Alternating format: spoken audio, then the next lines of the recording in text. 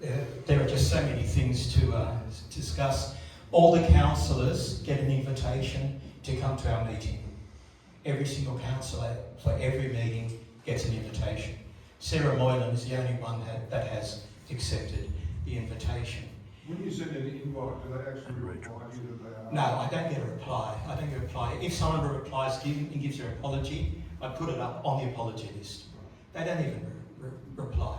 But I'll continue to invite them. I'll continue to invite them. In regards to this psychosocial trauma rubbish, I feel so strongly about it. Unfortunately, the submissions have closed. Otherwise, I'd encourage all of you to put in a submission. What they're saying is that we can do what we want to do. We can pass motions that seriously affect our lives, e.g. re-poly, right? Putting $2.5 million into a regional art gallery that we have to pay for by putting our rates up, but they protect themselves from psychosocial trauma. What sort of rubbish is that? Anyway, it goes to council in September, and we can all have our say then. I'd like to now welcome Mr. Mark Finch. Mark has been an engineer with 30 years' experience. Mark has travelled around the world and has first-hand experience of data centres. Now, Mark has kindly come from Sydney to speak with us tonight. Please allow Mark to finish his talk, and then we'll have questions at the end. Please make Mark welcome.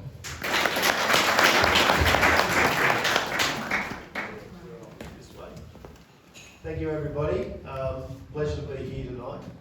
I think data centres is pretty much on many people's minds, not just locally. And it's not just an issue locally and nationally, but it's also an issue globally. Just reading recently that in the United States, my brother lives in New York, and the state of New York's actually put a moratorium on data centres, where they can't put any more data centres in until such times as all the planning, all the water, all the electricity, all the designs are actually met for community. And so this seems to be ringing true everywhere, as well as in Mostar. So I'd like to thank Alexis. She built these slides better than what I could ever do. Nice, pretty pictures. And so tonight we'll just go into a few insights across it. So covering off what do they actually do, why do we need so many of them, do they create permanent employment, how many people do they actually employ, their strengths and weaknesses. We probably already use data centres and we just don't realise it, but the question is just the increase in consumption and hence the growth, especially with AI. The impact on the environment, power, and more specifically water. It seems like water is becoming an even bigger issue. What's the US and international experience shown everybody? My business, we are a new energy company, if you could call it that. We use a rare earth to create energy in small shipping containers, in which can power, or one shipping container can power about 10,000 homes for 20 years and you don't have to touch it. Bunkerised in the ground. So using a rare earth, thorium. So hence why our discussions globally have taken up a lot of interest from data centres, because they can sit there and say, we can be completely behind the meter, we don't have to be connected to the grid, we'll have our own energy source. And so that solves part of their problem. We're finding, and as I said, therefore, they're financially viable, they're very financially viable, and what are the alternatives? So what is their purpose? Ultimately, you probably know since the internet, data being in the cloud is only keeping growing. And so every time we get our mobile phone out, there's a little bit of data that's being put into a data centre somewhere in the world. That photo that you just took, that's probably gone up into the cloud and sitting in an Apple server in a data room somewhere, data server somewhere. But that's all right, everyone does it. And so it goes from everything from our mobile phones all the way through to corporations, storing data, managing data, assessing data, and more so these days, analysing data with the growth in AI. So I don't know how many of you use ChatGPT. Anybody? Yep. So everyone's using data centres somewhere in the world. But just the automation, the speed in which AI is actually taking off. I was watching one of the US financial website news channels, and they were announcing that the AI data centre market globally is valued currently at about $27 trillion. So it is not going to slow down. It is steamrolling ahead, and hence why governments are very keen to actually get data centres in, but they're rushing. I feel that it's being done at a rate of knots in which planning is being overlooked, and that there are solutions and there's better outcomes that I think communities can benefit from. So you can go from your smallest data centre, so as big as, if people remember the old telephone exchanges, all the way up to what we call our hyperscale campuses. And when you talk about hyperscale campuses, we're talking about some of them being in the gigawatts of energy consumption. Now, when you think about New South Wales' biggest coal-fired power station, which is Aurora, it's probably 680 megawatts. So you're talking about multiple power stations just to run those data centres. And so typically a data centre, I don't know if anyone's visited one, I was in one in Sydney recently. They're a big concrete box full with computer servers and full with air conditioners, because they get so hot they're just cycling that air. You're finding now technology is actually advancing where that air cooling of the servers is changing. They're now putting servers actually in what they call dielectric liquid. So they actually sit in a liquid, and that liquid absorbs, it's like an oil, that all absorbs the heat out of the servers, and then from there they exchange that heat. And so therefore they can reduce their air conditioning and therefore their electrical. So therefore the numbers of data centres that are growing in Australia is unlimited. They're not going to stop, but I think the planning and the structuring and the locations, I think, are critically important. So what do they look like? As I said, big concrete building. You'll drive past one, they just look like, in some cases, an old warehouse or a company building. And they're just a big concrete block.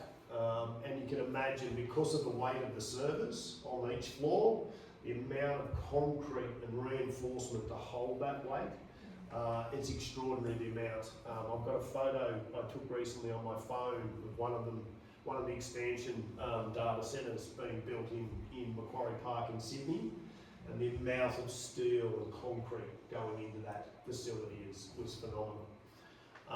And so full of server racks, and then inside that is the computer chips, hence why you're seeing the likes of NVIDIA and all these big chip companies going up in value because of the demand on the chips. So the main consumption, power and water, once they're set up, they're pretty much self-sufficient. They have a couple of engineers.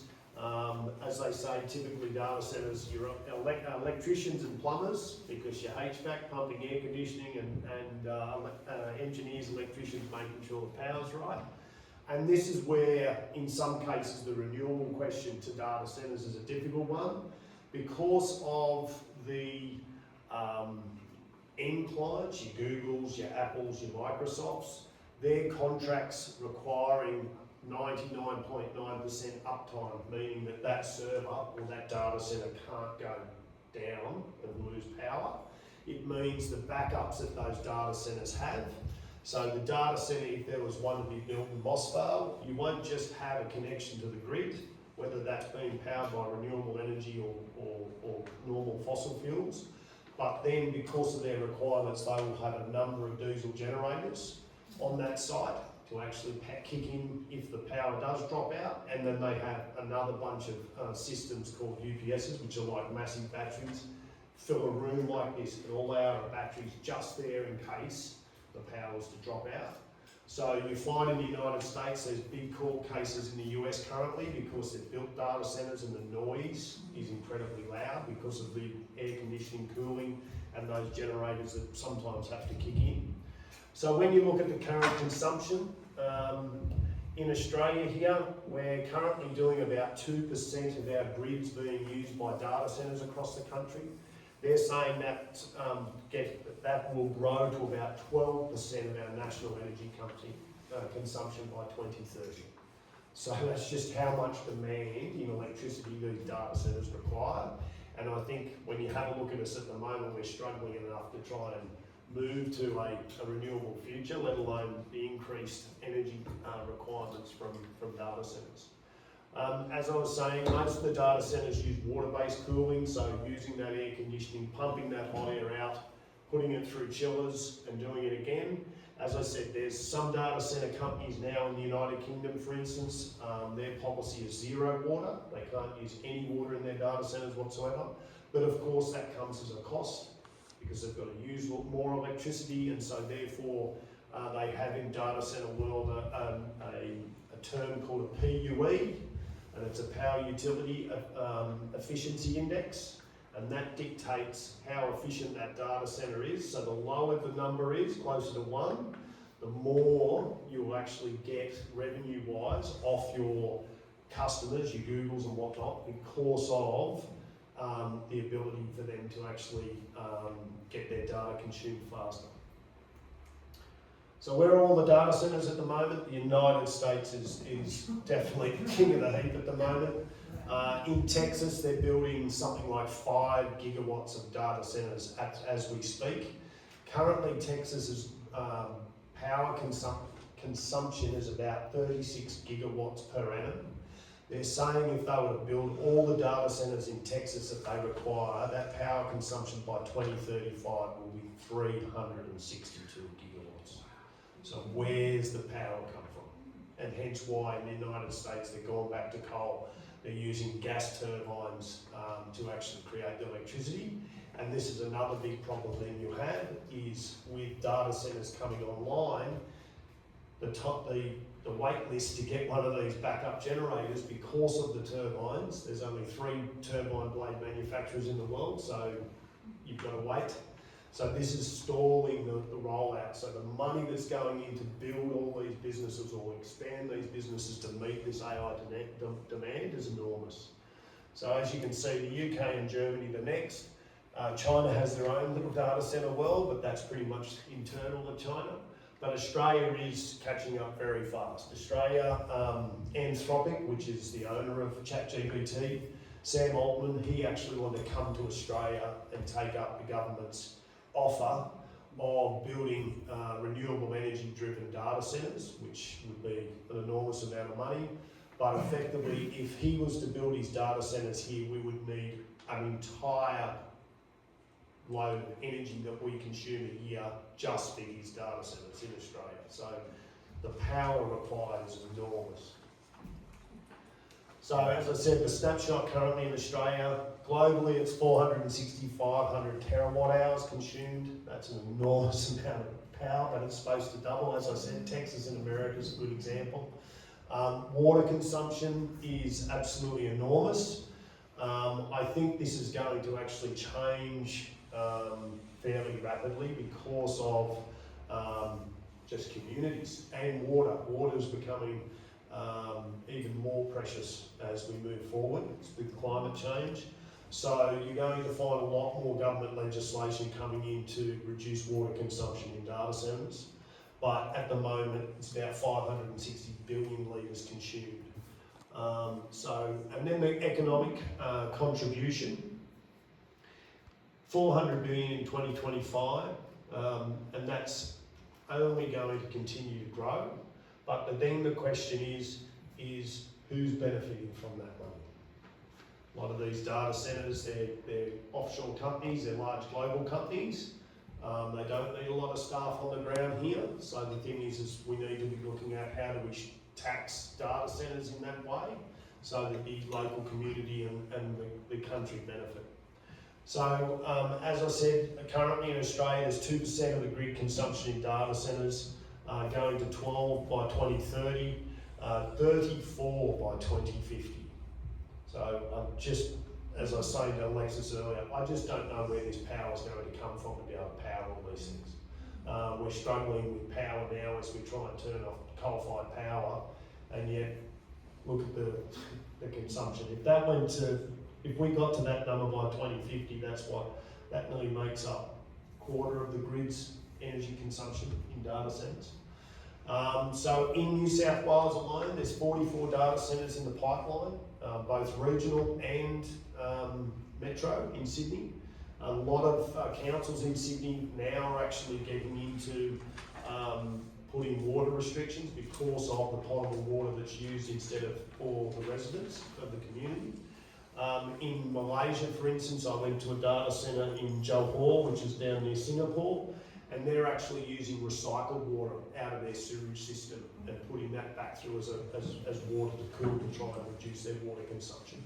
In Malaysia, they're now bringing in regulations that the data centre has to have a certain percentage of economic impact for the local community because the energy consumption is only driving the retail price of energy up for individuals in Malaysia.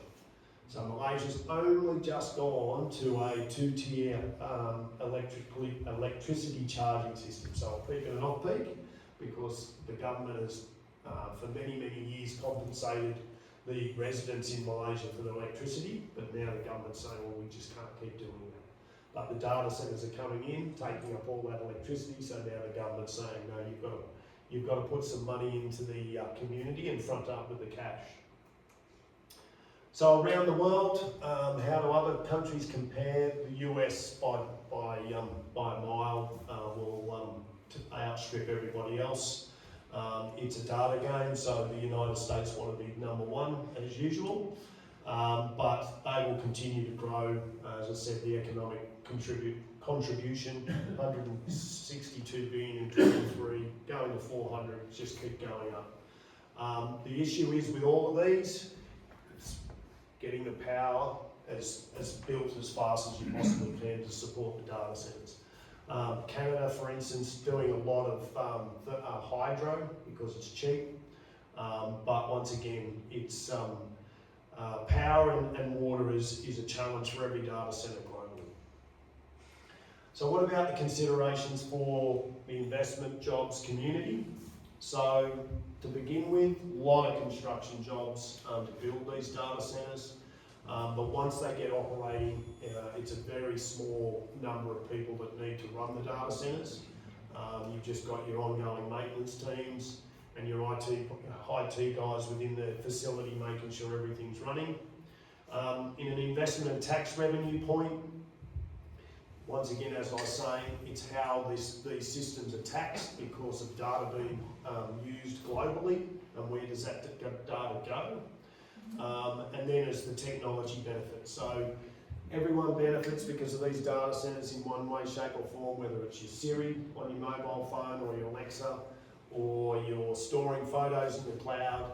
But then the question is well, where does can this data be secured? There's some data centres, as I was saying, the one in Macquarie Park in Sydney is a government data centre, so it's both government and military, so there's enormous amounts of security.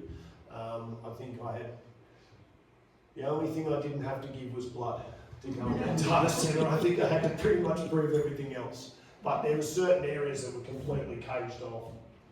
Face identification, the whole box and dice weren't allowed to go in there. So it was highly secure data centre. So what we're learning and what we don't know and what we're still learning. So constant electricity. As I said, it's got to be 99.9% uptime. So this is the big question that the government has said about renewable energy for data centres. But when you think about the amount of electricity that's required, plus at the same time the storage that you would need to meet this 99% uptime, it becomes a very expensive consideration. So water's cooling, the consumption is enormous. We go through enough droughts as it is. I think the stress on the local community, if the water wasn't taken into account and guarantees given, I think would be a severe risk. And the government agencies are now getting lobbied very hard, as you'd expect by data centre owners, but at the same time, we're seeing, like we're here tonight, the pushback from communities saying, let's do this properly. We understand we're all going to use these data centres, but let's do it in a right manner and not in a mad rush. So the questions are still open. The water consumption, there has to be a policy around that. Who owns them? So most data centres, they're owned by call it a property trust. So Charter Hall is a big data centre owner now, which is a big industrial property, commercial property investment manager. They actually have set up their data centre head office in Belgium, of all places, but that's, I think, because of their European focus. The long-term community effects, which are now only starting to come true, which we're seeing out of the older data centres that have been built in the United States, and that's noise, the local amenities, all the areas that go against that in relation to making sure that it's safe for local public, and how much is the projected demand. So they can say, oh, we've got all this IT demand. The problem is with a data centre, you don't build a data centre, and from day one that data centre's 100% of capacity. So when they build a data centre, they'll get an anchor client, let's say maybe Google. Google will say, well, we'll take up 25% of your data centre demand. And then over the course of 18 months or 12 to 18 months, they will then backfill the rest of those, call it racks of servers, from other customers within the market that need a data centre solution. So it's not just big Google. You do have hyperscalers campuses, as I said before, that are just specifically Google, just specifically ChatGPT and the AI data centres, but a lot of the data centres of today are split up with underlying clients. Thank you. So some of the innovations that we're seeing, cooling to the chip, as I was saying, data centres immersed in oil. That dielectric liquid allows the chips then to cool down instead of actually having to run water, and so therefore it's much more effective. Those chipsets are now coming more and more into the market, being manufactured. The closed loop water systems, as I said, instead of taking from local supply, they're actually minimising their water demand, so they can actually in some cases harvest rainwater off their roofs, store it in tanks, and then use that for the amount of use. Now the waste heat reuse question here is a very interesting one. It's a very hard problem to solve because it's ambient temperature. It's 35, 36 degrees, so you can't really capture that waste heat to a degree yet and convert that back to, say, electricity or convert it to something else. So most of the time it's just vented, goes through the cooling towers and back into the atmosphere. But they are getting better and better at trying to target that waste heat by having immersed chips. And real-time transparent monitoring, you're getting now to where you can go online and search all data centres, their uptimes, etc. That's really now becoming more and more for the public in relation to the data centre consumption itself. So at the moment you can go on the NEM, you can see what power stations are producing power, what wind, what batteries. I think they should actually have something like that to be able to see in real time what data centres' power consumptions are and water consumption, so you can actually rank the best performers to the low performers, so data centres only continue to improve. Because once they're built, they're pretty lazy assets. They'll just sit there for 30 years. They might have to change the racks out over time, but once they're built, they're not going anywhere. And then, of course, one that I didn't know of, but you've already got one here. Has anyone been driven by it? You can't. You can't? Not allowed into it. Oh, it's fenced off, is it? Oh, right. Yeah, there's a security. My dog wandered up the street and I had to go and measure it. So I had to do it. The old dog bite off the lead stealth trick. Oh, my dog again. There's lots of cameras. And Yes, she's a very naughty dog. very secure. Yeah. So yes, so the one that I've been told about is 40 times bigger than that. Wow. And that is enormous. Yeah. And I would hate to think the amount of concrete that would have to go into that data centre. So they've got to go somewhere, but I think they've got to be done in the right way. Yeah. That's an interesting question, you say they've got to go somewhere. It's an interesting question when you say they've Well, got to the interesting one is this one will blow your mind. But both Elon Musk and another US company are wanting to put data centres in space. Because you're in a vacuum of space, the chips stay cool, the chips rarely fail, and at the same time they can have solar off those, call it data centre modules, and they've got power 24/7. And then they just, through a laser link, they can shoot the information back to Earth. So that's Star Trek.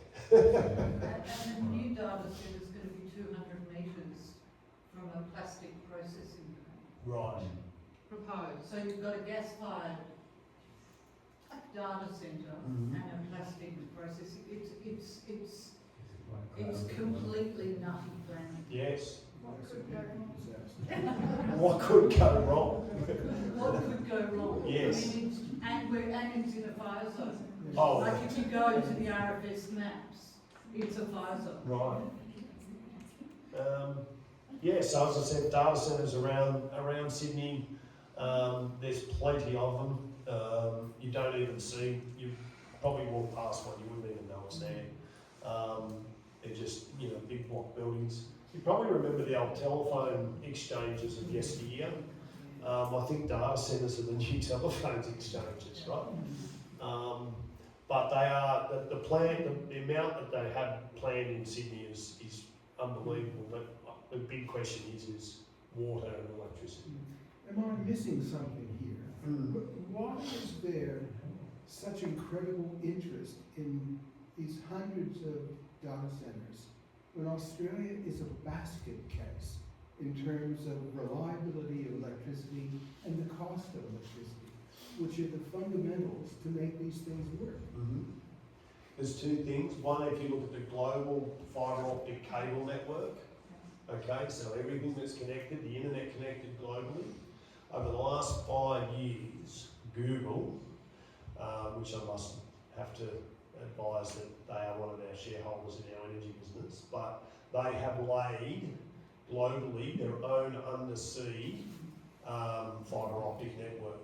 So if there was a network to go down, let's just say there was something that broke the normal telco network, Google could still operate. So that's just how much money is going into, and that I think cost Google 200 billion to do over that time. Didn't even really tell anyone, just went and did it. Two questions. One is, when you watch the Ukraine and Russia war and missiles just dropped on anything, Yes. you could imagine a data centre just going Is a target. Yes. Could be. And that would be substantial for the information sharing, whether it's the Macquarie Park one with all the government and military stuff. And number two, there's, you wonder when you look back at history, the whole thing of things that were sure to be right, sailing boats. They were going to be, like they were it for centuries and millennia. And then suddenly where are the sailing boats? Except in pleasurecraft. Now we're doing something quite different. Yes. And you wonder if these data centres will be suddenly found to be obsolete because we're doing something entirely different, but we've, in the meantime, chewed up. I think what you're going to see is they're like anything, right? Something new comes out, they're typically very, very big, and then over time their size shrinks down. It's like the computers. So what they're saying with data centres now is because if you fix the cooling of chips in data centres, you fix a huge energy issue because the amount of energy you're spending to actually not run just the computers, but all the energy you're spending to actually cool the chips. So if they can solve that problem in due course, you'll find, just like, as I made an analogy before, the old phone exchanges, right? They were massive because the board for just your house, your home number was this big. Now today, they're in a box, right? So the question will be is, how long before the speed of technology catches up where you start to see what they call edge computing, which is very different to your typical data centres. So they're actually, the way they're actually calculating, what do you call it? The computers are working, are actually very different, much more efficient. But this is a big question. The market's just... The whole thing about AI it can eat itself, getting smarter and smarter, and it bursts out of this box in testing. Did you watch Terminator last night? No,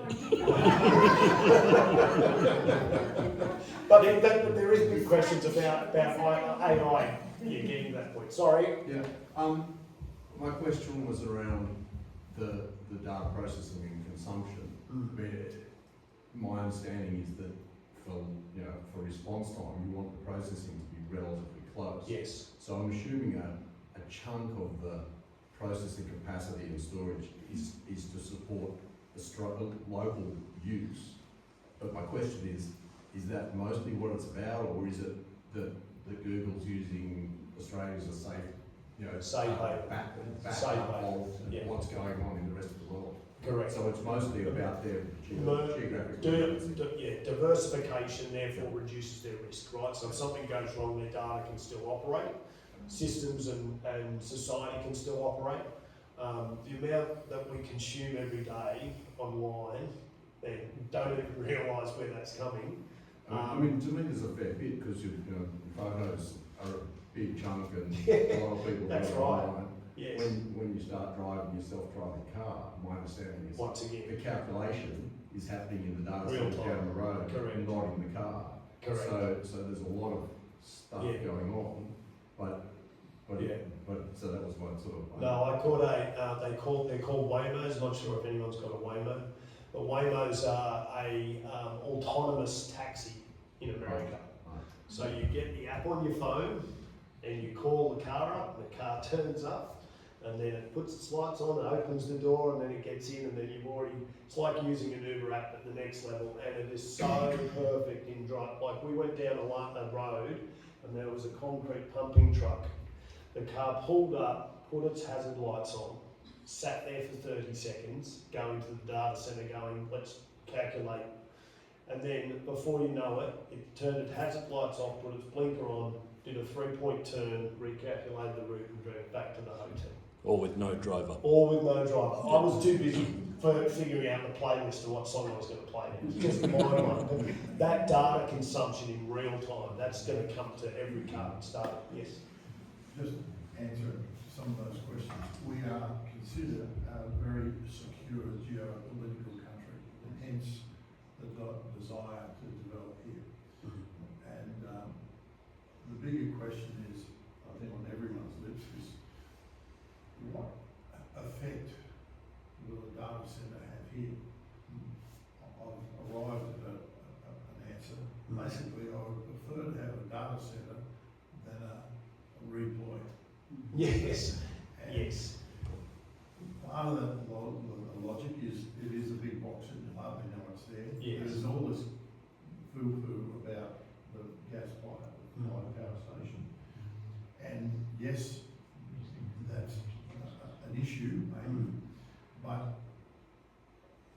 we are vastly exaggerating the problems with CO2 emissions. We in Australia, in 1994, there was a paper produced by Elcom, or Pacific Power. Elcom, yes.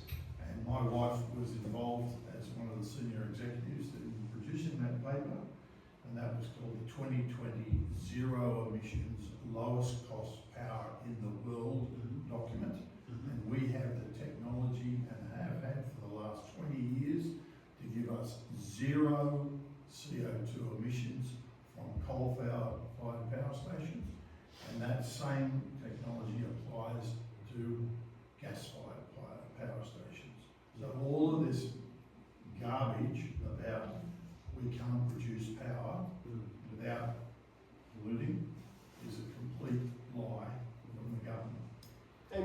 and to a degree, we do need CO2 because the trees need it, right? Yeah, there is a synergy between the two. Exactly, sorry, yep. Thanks so much for your presentation. No problem. You show figures, projected figures for the percentage of electricity needed. Yes. And it was like 4 times in only like next 20 years. Won't there be a levelling off? Like there's been a massive increase in data, but won't there be some sort of levelling off? And you already talked about the edge computing. Yes. Yeah, they're always looking for more efficient ways to do it. So won't it mean we don't have that reliance on electricity? Yeah, look, I think it's still going to come, and I think that's purely on the basis of what AI will do to society. And that is, as we just discussed, your cars will get to a point where they'll be self-driving. You can already buy it. My brother-in-law's got just a new Tesla that's drives itself. Yeah. He rang me the other night with his phone, with a video, FaceTime, going, look, the car's driving itself. I go, I think that's illegal. But that consumption is only going to go. So the question will be is, I think you'll find edge computing will actually reduce the power consumption, but the demand is not going to go away. Yeah. Sorry. You mentioned about thorium Yes. container reactors. You said it was your company. Is that Yes. a small nuclear reactor? So, bit of a history lesson on Emerald Horizon. Austrian company. The technology was developed by Carlo Rubio back in 1984, in which he won the Nobel Peace Prize for. And what that is what he calls as the energy amplifier. So, by using an accelerator, so developed at CERN in Switzerland, and smashing things together, you can create protons and neutrons. And so our founder invested into a company called Emerald Horizon, in which our CTO, Dr. Mario Muller, continued that research. And so accelerators such as CERN is 26 kilometres round under the Earth, but accelerators today are getting smaller and smaller. So we can actually use an accelerator, and we actually think about injecting a neutron. So it hits thorium. So thorium's a rare earth. Australia's got the most of it in the world, and thorium is an amazing element. So a nail vial of thorium will give an individual enough heat and electricity for their entire life. So the thing is a third of a barrel of thorium equates to 2.8 million barrels of oil. That's how much energy is in it. And yet you can hold it in your hand. It's not like uranium. So it's one element below your base uranium, which is 233. And so what we do with an accelerator is we give it a neutron so it jumps to uranium-233 and transmutes and releases a ton of heat. We don't produce any nuclear waste with our system. And after 20 years of operation, we only have medical isotopes effectively left over in our process, which means we can recycle our entire system. So we've got a 40-foot shipping container that will produce 10 megawatts of electrical power for 20 years, don't have to touch it. Hence why the data centres are all over us, because they see this as another energy source. But for Australia, we've got the most thorium in the world. Pretty much every rare earth miner in Australia, all their tailings dams are full of thorium. So are you using these reactors anywhere? No, our first test reactor's been running, our prototype. Now our pre-commercial unit, so we've just partnered with a group called VDL. They actually make the machines that make this silicon chips. So a company called ASML, they actually make the ASML machine, $250 million a machine that makes all our computer chips. So they're manufacturing our system, but we'll have our first systems in the market by 2030. So last question, what did Liberal and Labor Party in Australia think about this? Labor Party behind doors are, can you show us the record we're considering? The Liberal Party, and One Nation for that matter, is they let the market decide. As long as the safety regulations and whatnot are there, let the market decide. Now I personally, we have a great regulatory framework already in Australia. People don't realise how we do, because we've got Opal reactor up in Lucas Heights. It's now been running for 20 years. Never had a problem. Taken all the waste away. Still works today. So we have the capability, but I think it's just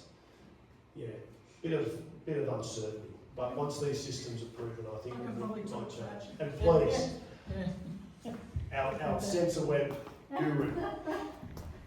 Hello, yeah, Alexis. I do environmental monitoring, but I've been involved in Get on stage. thorium molten salt reactors for quite some time. So Mark and I know each other through Blinded by the Light. Mark and I know each other through techie stuff. But I've also done work over the years with Copenhagen Atomics. Has anyone heard of that? No, maybe. But these are things that you can go and research and look up, or reach out to us. But I guess the safety issue obviously is the one that people are most concerned about. And I think we'd probably be on the same page saying that behind closed doors, the question is, what can we do? You know, and that's why people get together and talk about these things, because we can see that there is an unfolding of a need coming like a Mack truck, Terminator style. And I guess the huge opportunity that we've got is to participate. So co-designing how our future ends up being when it comes to energy, when it comes to data centres, when it comes to any of these industrial structures. With SensorWeb we do environmental monitoring, so over a long time we've been involved in monitoring the whole spectrum of electromagnetic frequency. Don't know if you've heard of that, but it's all of the stuff that you can't see. So things like the infrasound, so the concerns that people have around the electromagnetic fields that then affect biology, be it 2,500 pollinators, be it soil health, be it the 23% of the earth drying out around these structures. So I'm very happy to, if anybody wants to reach out to me and have a further conversation. We were saying there probably needed to be a whole night on data centres because there's so much depth and breadth to the information and the considerations. So, you know, a real concern for us is to make sure that in the age of AI, there must be full consideration. There's got to be a voice for nature. There has to be a genuine co-design. You can't have AI and have data transparency being a one-way street. It's got to be a two-way street. If we're going to talk data transparency, you've got to put everything out to be transparent. You know, you've got all these incredibly bright minds who are taking their time on a Wednesday night. Happens to be my birthday, by the way. So I've got the kids texting me going, what time are you home? Well, you know, I feel a very, very heavy social responsibility to come and do this kind of work and talk to people and answer the questions, because whilst you've all got very open minds, if people have got vested interests closing their minds on some issues, then that's something that we need to start working through together.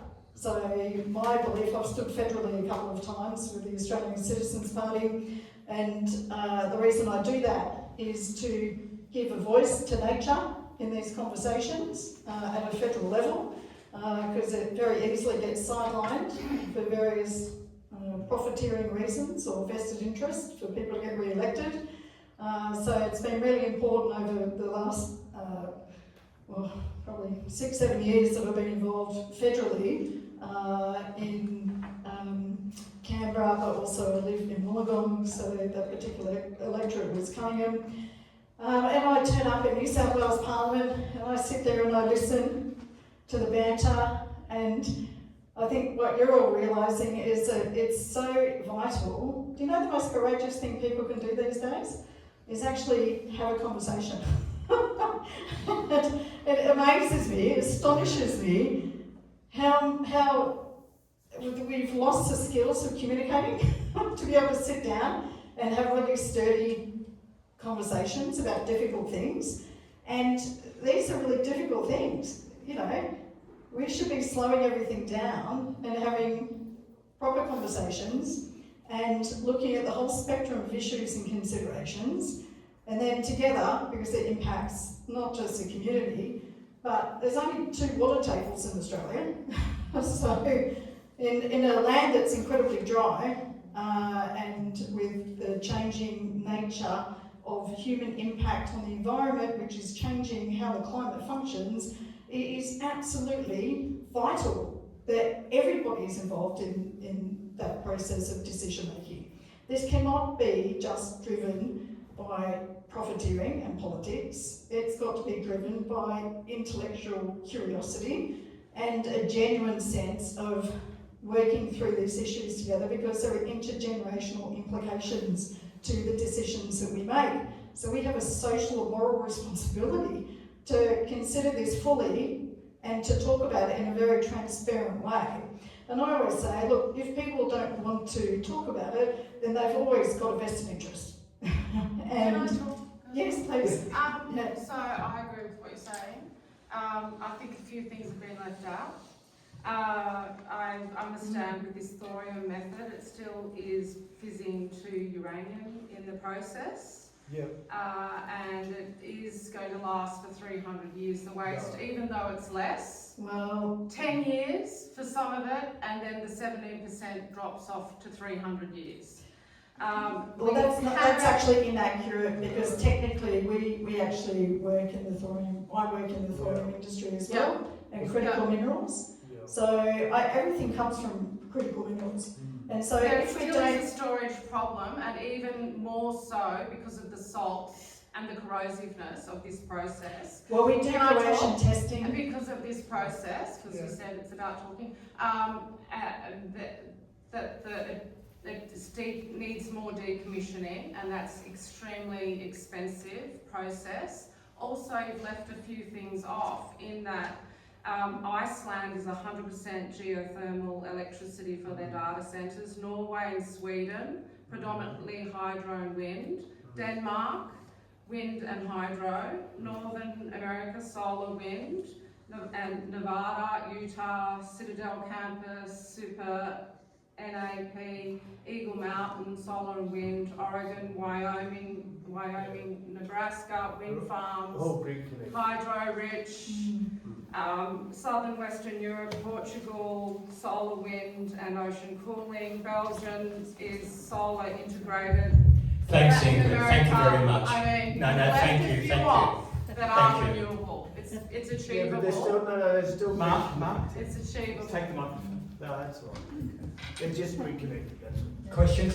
John? With the EMF issue, Yes. should there be a buffer around these facilities to So I've done a lot of cancer cluster cases. I can't talk about most of them specifically. I can give you some references. If you want to email me, I can send you the public ones that you can go and have a look at. There are significant issues around the whole frequency spectrum, so ionising and non-ionising radiation. So back to the point, there are lots of kind of technicalities there that it's incredible how the science has been advancing to monitor, to manage, to mitigate across that entire frequency spectrum.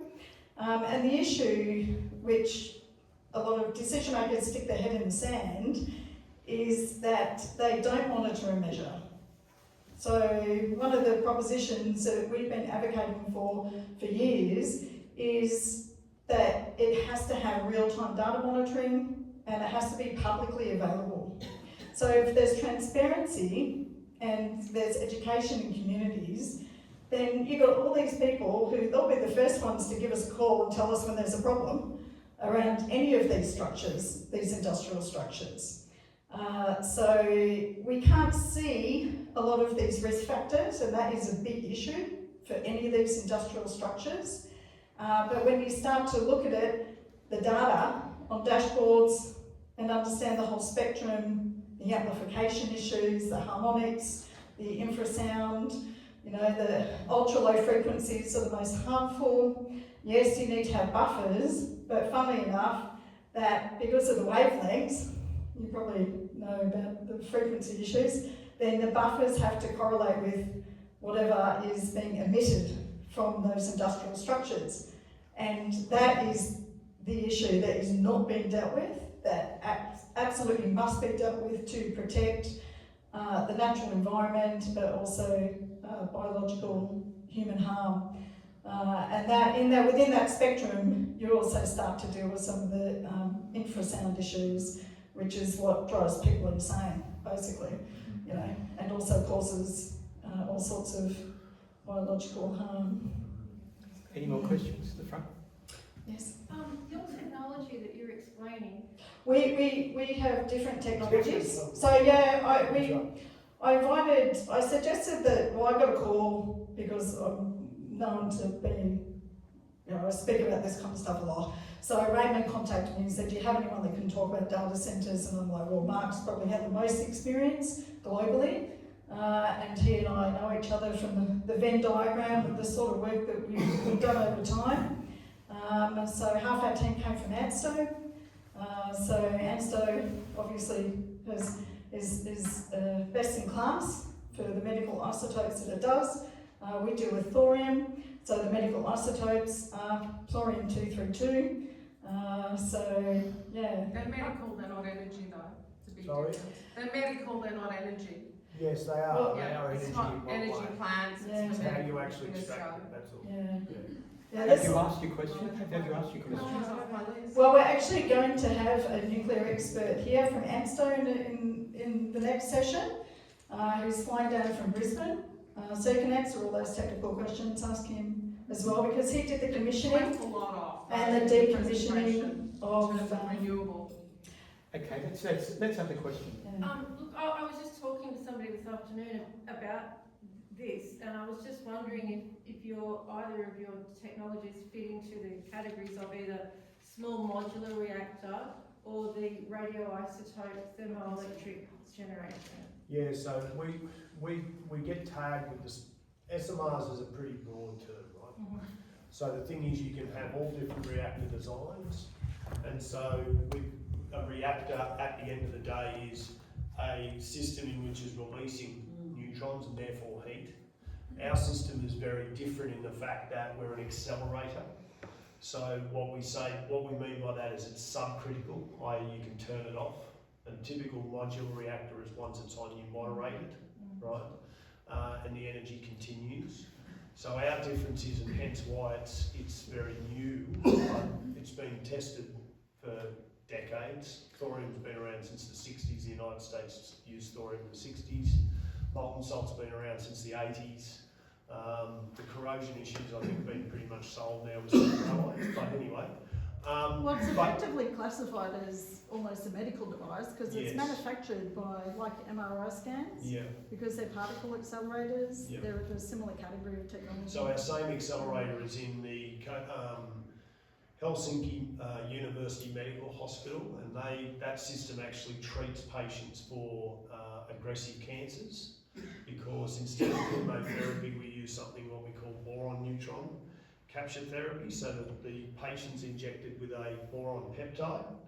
And a cancer cell typically is like an orange, got a lot of pores, and the cancer cells will absorb the boron than normal cells. So instead of having 20 doses of chemotherapy, you take the boron peptide that only absorbs into the cancer cell, and then by using the accelerator, the boron heats up ever so slightly, kills the cells from inside. So typically most of those patients only get 2 treatments, and it removes their cancers. So the technology it's cutting edge. It's been around for some years. Yeah, and it's accelerating. Yeah. The technology's accelerating. Yeah. So I know one of the people I work with set up TELUS Western Australia, which is a long-term geological storage for norm waste, as an example. And so a lot of what's in that geological storage is actually going to be shipped out overseas to be used by the molten salt reactor industry, of which there are about 80 developers around the world. So we work with a lot of those developers because we do regulatory work and compliance work around the world. So yeah, what we see internationally, there's such a rapid unfolding of this technology around the world in different kind of categories, of all different shapes and sizes and different technologies. And decommissioning. My dad lives in Lithuania, and that, you know. Yeah, but that's a lived different under category. Those old reactors. Yes, old And reactors. Yeah, a it's year a reactor ago. style. Yeah. I've grown up Danute's with got a it. question. Yeah, I have a question. I'd like to come back to electromagnetic and macro radiation. I have smart meter, unfortunately. So, and I've got the gadget which measures EMF, and when I was standing, my gadget basically shut down. So I can imagine that those data centers have incredible electromagnetic and macro radiation. I followed this up, and I know there's still cattle born in the vicinity, that bees are dying, birds are dying. So is there any monitoring, I know you've mentioned, is there any monitoring of EMF within data center, because dangerous for employees as well, you know, the cancer probably, 100% guarantee, as well the radius from which should be basically situated within residential areas or any industrial. Yeah, they're quite, there's a lot in those questions, and how I would approach it, because we sit on different sides of the fence on some issues. I suppose because I have seen firsthand from years of monitoring and having to deal with legal cases for people and environmental harm that's due to electrification or infrasound cases, due to all sorts of industrial technology, and that includes wind turbines. So I'm part of the class They're action. improving all the time. I'm part of the class action down in Crookwell, so that litigation has been accelerating due to exactly that, because of fetal distress, fetal deformities in livestock. They changed the regulations in Australia that if you have livestock, be it, you know, sheep, cows, etc., from land that has solar or turbines on it, that you now have to do a declaration for toxicity. So there is a lot of, as the technologies emerging, there's also emerging understandings of some of the harms. And so our approach is go for what's of greatest benefit but also least harm, and that requires a really honest conversation about exactly those kind of issues. One of the concerns I have is that in the radio spectrum and EMF monitoring industry, because I go to conferences and you kind of get to know who's who in the Zoom, is that there is enormous amount of inaccuracy from people using old devices that are not calibrated regularly, you know, that are not monitoring often enough, and there are quite a few vested interests that even when they come and do the EPA monitoring, they do it and then they walk away and they go, oh, that was my 6 seconds or 6 minutes, and it's not enough. You've got to do real time, full spectrum monitoring over a long period of time to make a proper assessment, a proper scientific assessment.